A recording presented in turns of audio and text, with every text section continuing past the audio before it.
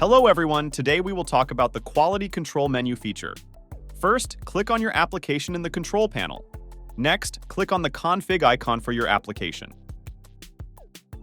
Now turn on the advanced options in the config menu and go to the streaming UI section. Here on the bottom left side, turn on the quality control menu option and save your settings. Now start your application stream.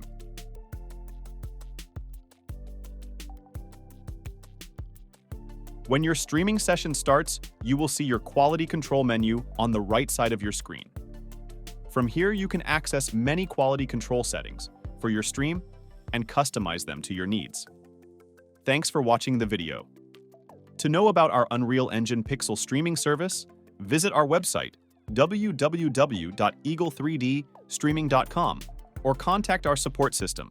To create an account, go to account.eagle3dstreaming.com/sign up and get a free 7 days trial. Upload your first Unreal Engine project on our Pixel streaming platform for free.